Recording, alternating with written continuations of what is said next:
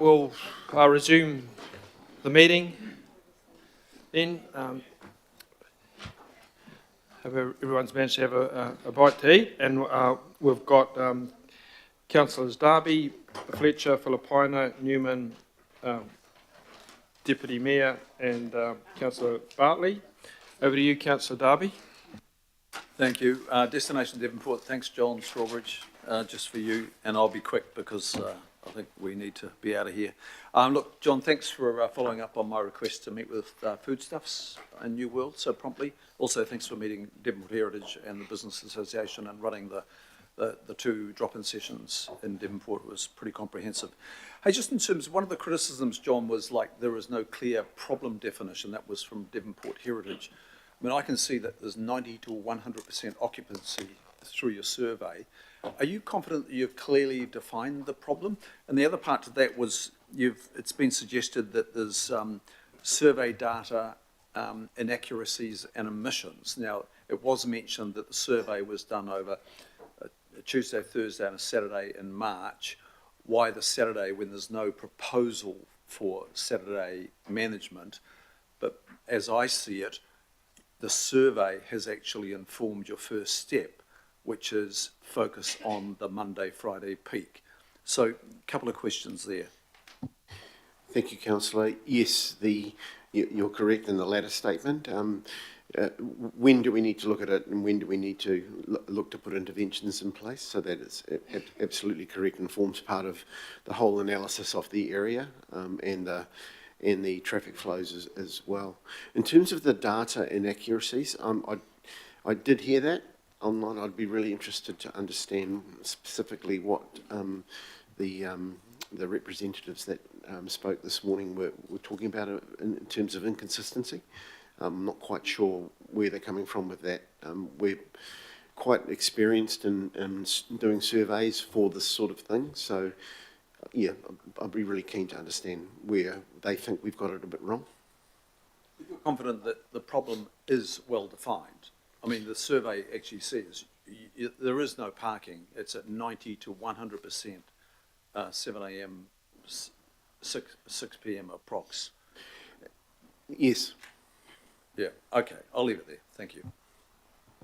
All right, thanks, Councillor Darby. Councillor Filipina. Kia ora, Chair. Thank you. Kia ora koutou katoa toa. Kokalan Language Week. Just want to acknowledge you and your team, Dean. Stacey, thank you for answering the question, and sorry we didn't have enough time to get to the second one. My second question is based on one of the slides that you are working with the police and communities around the safety. So I just really wanted to get a feel as to the other communities. Who were they that is involved in regards to the safety and all the other issues that we're seeing over the last few months, please? We've had, if you look at what we saw earlier in the year, we obviously had a lot of problems out Hibiscus Coast and Albany. So it was local police out that way, as well as community representatives that supported those initiatives. Yeah, and New Lynn, obviously what we had on this slide to support New Lynn was an operation. Yeah, so that was an extension too of what's happening in the city centre in support both of the local board and local MPs of a previous meeting in that area. Out south in Manukau, and more particularly Manukau, what we've seen around Manukau, I'm not 100% sure on particularly who's been involved there, but it has been local policing, and also John's, transport officers teams too. So we work very closely across the business in order to be able to deploy resources. Like I talked to John a couple of days ago and said I really need more support on the 70 as an example. To be able to be proactive about that and eradicate some of the issues we're seeing. It's one thing that actually we did notice this week that actually popped up again was the city centre. In terms of the city centre bus stops, there was an incident last night at one of the bus stops on Customs Street and around that area. So making sure that we're actually filtering that back to the city centre groups too is going to be important for the longevity of it. But it's ongoing. We're working on more. We've also got a youth councillor liaison support, and they're helping us in terms of bringing different people together for different communities. So it's not a one-stop shop. It's not there, done, moving on. It's going to be iterative and keep on improving across the region and how we work with communities and community groups in order to be able to support better environments for all public transport users. Chair, sorry, I just got a supplementary based on it, and very quickly. Is there still a link between the CCTV and the operational centre at Manukau? Because I know they have a look at all the CCTVs that they have. Is there a link? Because I think it goes out across Tāmaki, but I just wanted to make sure that there is still a connect there, because it is important as a result of what's happening across the region. Kia ora, thank you, Chair, that's the last. And I have put my name down just for whai kōrero. Kia ora. Yes, there is, absolutely. Okay, Councillor Fletcher. Oh, thank you, Chair. Gosh, Dean, Stacey, I'm all for doing more with less, and we're all trying to come to grips with the situation. So I've got to say, I'm not necessarily averse to change. I'm just averse to the erosion of trust. And that's where I'm really struggling, because if you look at the timeline of what has occurred, 2016, we had the consultation on the Outer Link as part of the Central Isthmus changes. 2018, Central Isthmus changes go live, no change to the Outer Link. 2019, public consultation on revised crosstown Outer Link changes. And at that stage, you know, obviously it had been highly controversial. There had been petitions from MPs. We had, as mitigation around the Mangawhau station closure, we had Route 64 given, and that was with the expectation that there would be further changes, but that wouldn't happen until Mangawhau station reopened. So to get to the point that we're at now, where the public were really not made aware, given the backdrop to this. And as I say, I'm not debating the merits or otherwise on what you're proposing. I'm just saying that there has not been an awareness and visibility, and there is, as you've heard from the Albert Eden Local Board, real concern that it's going to be seen as a betrayal. So I want to cut to the chase and say I'm seriously angry over this, because I think it has inflamed a few people who are very valuable to the council, to the business community. We've still got Frances here in the long role that she's had, and her family with, you know, Casey Lou, and these are people that are supportive of Auckland Transport, are supportive of public transport, and are not wanting to see people revert to their cars. These are not your enemies, but we have really upset them. So I feel, and I know one of the MPs is getting going with another petition again, I don't want to be having to put a lot of energy into managing an issue that ought not to have happened. So I guess what I'm requesting from you is if there are some things that can be modified, and I would really like, Tracy, for you to meet with Frances and actually sit down and organise some meeting or whatever is required. But can you outline for me how you can see consultation going forward?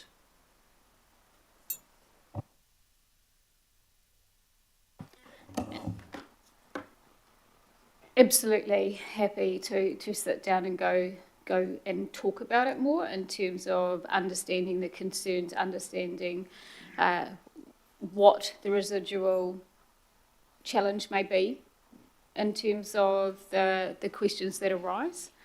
I will commit to doing that. The team are regrouping, so having a more fulsome plan in terms of what the next 3 months look like before any changes are operationalised. in terms of that. I appreciate, and I heard very loud and clear that what has been done in terms of the perception that this was buried in the RPTP was not substantial enough in terms of communicating the changes, because it was in a broader plan. So we will learn from that. So you're going to be ready to front up to a public meeting on this? Yes, of course. Good. And I think, you know, that there are areas that I think are particularly important. I know that Councillor Simpson, Deputy Mayor, is worried from her immediate community as well as, you know, the Mount Eden community and so forth. But I think this has to be front-footed. You know, I want to, I don't want to get passive-aggressive on you, but I want to support Auckland Transport. I really want to do what I can to come in behind you. But having an experience like this just leaves a really sour taste. And so I hope that whatever, there may be some further modifications that can be made to accommodate the concerns that people have. But I have taken from today that you'll meet with Francis and that you will front up to public meetings on this so that we can actually take the public with us as we move forward. Because there was an expectation this would not change until the Mungawhau station reopened. Now, I'm not blaming you for the delays with the CRL, but, you know, that's was the expectation in the community. So hopefully we can move forward from here. All right, I think you've given that undertaking, Stacey, for all those things, so that's a reasonable outcome in respect of Francis's submission to us today, and no doubt the councillors will be involved in that too, so we can a chance to explain things more clearly and to listen and hopefully at the end of it come out with something that's actually an enhancement. That's the whole goal of it. Okay, Councillor Newman. Thank you, Chair. Good afternoon to AT. And I've got a couple of bouquets and a question, but can I just following on from Councillor Fletcher?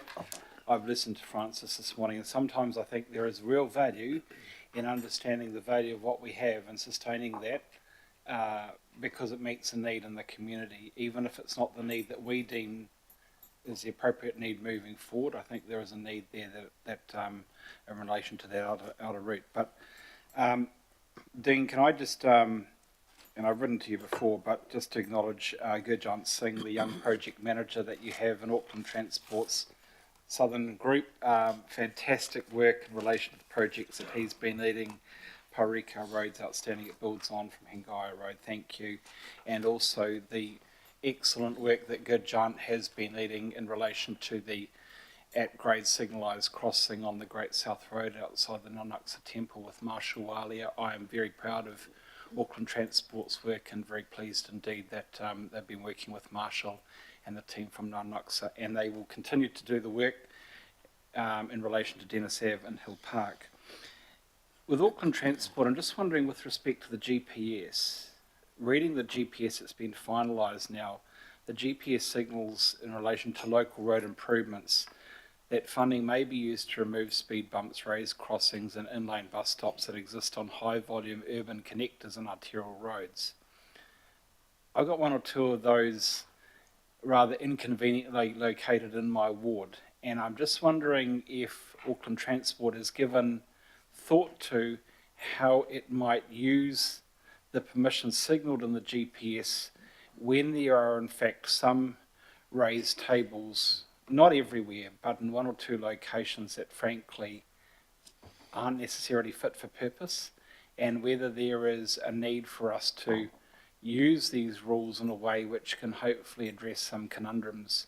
Some of these, one or two of them, were located probably where they shouldn't have been located, and they're expensive to remove. But if the funding rules provide for their removal in the GPS, I don't want us to necessarily pass up that opportunity. So what's Auckland Transport's response to that? Look, Murray may have some comment and he can follow on. There's a few things regarding the GPS. Yes, the funding rules have provide for that. First point. Second point is we are still getting advised through NZTA what the actual funding that is available will be, and we haven't. That's not all confirmed yet, and that's probably another 4 or 6 weeks before we get confirmation. So I wouldn't want to get ahead of ourselves that we've now got a raised pedestrian crossing removal program before we actually understand what we've got. Some of those raised pedestrian crossings are either too steep, or yes, some of them historically are in the wrong spot. And we're removing some anyway across the network, and we didn't need a rule from the or a guidance out of the GPS to do that. So look, we'll take that on board along with others, but by the same token, new raised pedestrian crossings are also going in where they provide for safe outcomes. It is a bit of a mixed picture there, and I acknowledge that where we've got one that is not working properly, then we do address it, and we will continue. Murray, have you got anything you want to add? No, I think you've covered it off, Dean. Okay, so can I assume that there'll be some further advice that you'll provide in relation to how these local boards and committees are supposed to connect up with you in relation to proposals and options that they would want to foreshadow with you, noting these rules have been codified, but the quantum of funding obviously is not clear yet, but obviously there will be some cases where there is a case, Yes. but we just need some clarification as to how you intend to consider that and triage these applications. Look, we haven't explicitly discussed this, but my expectation for removal of a raised pedestrian crossing is the same for bringing it in. Well, we need general consensus from the community, and we need local board support. And that's what we require before we consider a technical solution with a raised pedestrian crossing. And that's what we will need before we take it out, because we always get caught if we act without having community consensus. Okay, and so taking it out will require the same as putting it in. Right, Deputy Mayor? I think I said to you, I took the advantage of the lunch break chair to ask my question and save us some time. That's very considerate of you, Councillor Simpson. So that brings Councillor Bartley. Oh, thank you. Thank you for the report. My question is the same question I've raised before as well, is really about how do we maintain social license, because I'm talking about Apirana Ave, and thank you for your message too, John, last Friday. But you know, with these roadworks, and people just don't seem to know what's going on, and the roadworks just seem to go on for ages. And I'm so worried that we have lost social license to be able to do everything else that we need to do in our neighbourhoods. So that was really my question. Like we seem to have a lot of focus on consultation in the beginning, but not during or throughout the whole project. Yeah. Look, I think. And I invite the team here to respond further. The communications team has been working up what we've called the AT Way. I know that they've met with all of you around the council table, and if they haven't, let me know, please. But I am very clear, and this is the expectation I've set, and the team, I believe, is doing a good job to get there, is that at the front end, we need to engage with the communities to understand what are the issues rather than imposing a technical solution. So engaging and understanding, so we actually define what outcomes our communities need, and from that we build options or consider options, and then we consult with the community on those. So that's the upfront piece. And then once something's been agreed, of course we have to communicate through that, and the AT Way needs to address that. And we know that we have that heartache, and we also know there's a gap often between engaging on what the options might be, and then all of a sudden, magically, we pop out with an answer and we start building. So we know we've got some gaps in the way that we do it, both before, in the detailed consultation phase, over the life of the project, and then closing it out. So my reassurance to you is that we are thinking through how best to do this. We're thinking through how to get the tools in place to ensure that we step up and engage and communicate in the way that you expect and that we expect and our communities expect. But this is a big piece of work for us to work on to get more right. And we do have some really good examples. We have hundreds and hundreds of projects that go through Auckland every year, hundreds of them. And we don't hear anything because they're actually executed really well, and some don't. And we need to get better at making sure that they all go well in the way that we expect. So look, that's my assurance to you, and I'm sorry where that doesn't work as well as what it should, and we will double down and get it more right. Thank you. Right, thanks, Councillor Bartley. Councillor Walker, you want to finish off the questions?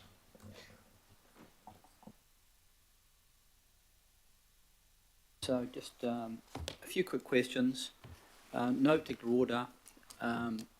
The report that's coming out on the ferries, I'm assuming that's imminent. Has it gone to the board yet? When are we seeing something? We talked about this, I think it was the last committee, or maybe it was the one before that. I can't quite remember what I said, but I believe I indicated it'll be later this year. It needs to come through the board. There are challenges with the GPS and funding that are impacting investment on low emission and no emission ferry fleet. So we want to bring a full picture to you around what we are investing in, and I'm thinking ferry fleet at this stage, and the charging, landside charging to support that, and how we are going to adapt our investment strategy, because we still need to replace existing ferry fleet. And the question is it with no emission electric or is it with low emission diesel? Before we come to you with that view, we've got to know what the funding is available, and I've got to take it through the board. So that's why I promised last time we'd be later this year. It'll still be later this year. Through you, Mr. Chair, I understand that. My concern is there's an existing build involving electric ferries. There are issues around the technology. There are cost overruns. There are a number of problems there. Then there's the hybrids. It'll be approaching a year soon since I've started bringing this up and asking for some form of intelligent update so that at least we know. Let's put some of the funding issues to one side. So I'm just suggesting to you that this is important. It's important to me. There are considerable sums of money involved. Some of that's our money. We need to know. So I'll just leave that, but I have an expectation that there'll be something sooner rather than later, putting the funding issues to one side. The other matter I'll just raise very quickly, commendations around the Gulf Harbour ferry service, which is coming up to... It's good to see it back. Would it be possible to give some consideration to a marketing campaign to lift the patronage? Happy to have a conversation around that. The yes is all I need to hear. That's great. And further to that, if it were possible to have some consideration around a business case for a 7-day week service, and if there's some form of template available, I'm sure that there'd be people in the community happy to work something up pro bono if there were some form of template available. So just on that latter point, if it's possible to get a response, that'd be great. Thanks, Mr. All right, okay, thanks, Councillor Walker. Stacey, Yes, do you on the want marketing, absolutely. We will be definitely going out there prior to the full back to normal timetable early September. So yes, watch the space and actually let's connect just to make sure that it's adequate and you're happy with what we're doing in that space. In terms of weekend services, happy to sort of look what that may look like. I think that is probably something for us to consider once we have established back the full timetable and get some runs on the board to understand. Yeah, it would need to obviously have your participation to gauge interest. Thank you. Yes. Okay, so I think that's all the questions that are finished. So thank you, John, Murray, Stacey and Dean and the rest of the team that have presented here today. Is there any, I know there's a couple of people that have, want to speak to the AT update. Is there any people? So we've got Councillor Henderson and Councillor Filipaina. Councillor Henderson, the floor is yours. Oh, I didn't realise I was going first, but just 30 seconds of bouquets and congratulations for the fantastic service that the WX1 is turning out to be.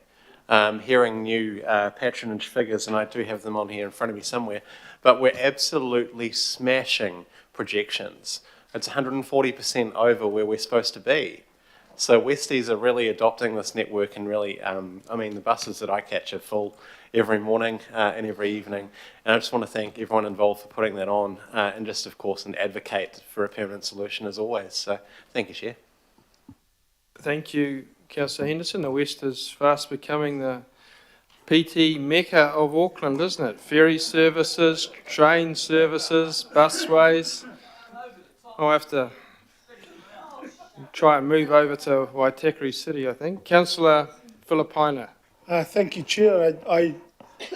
Firstly, I think if Councillor Henderson wants to move, I will second this report as the two speakers. Look, I really, Dean, to your team, and I just want to say thank you because there are a few highlights and you've already put it up there, but I think the first one as a result of Councillor Henderson is that when you ended up mentioning WX1, all I saw was the fist pump. That was the first thing I saw, so congratulations on that, and especially with the numbers. The other issue I think I want to highlight is the $50 7-day fare cap that you launched in July, because I'm getting calls from people within my community in regards to it. Also speaking as a regional councillor, the liaison and communication with your staff has been good in the Manukau ward, even from our local board transport people, and I want you to realise that it is important in regards to consultation, but I just wanted to say that within the Manukau ward at least, that liaison with your Auckland transport staff is good, and that is as a result, for example, how proactive they are, is that there were some issues at the Manukau bus exchange, and there's been some issues that have been highlighted, safety, assaults, and we ended up getting an email from one of your staff, Henry Hogland, who's the Senior Facilities Operator South and East. As a result, we will be meeting on the 22nd of August because these issues concern not only the community but the users at the Manukau Bus Exchange. So to your staff and especially to Henry, please pass it on to him and say thank you so much because these need to be highlighted. And that's exactly what's happening. My last comment, Chair, is that I've been asked to just acknowledge all the awesome work that your General Manager for parking is doing. So I got a text from him this morning, so I'm going to acknowledge all that awesome work. So look, again, Chair, thank you so much. Kia ora. Right, thank you, Councillor Filipaina. It's been moved and seconded. All those in favour? Aye. Against? Okay, carried. So now we come to item 11. Someone in looking for a big bank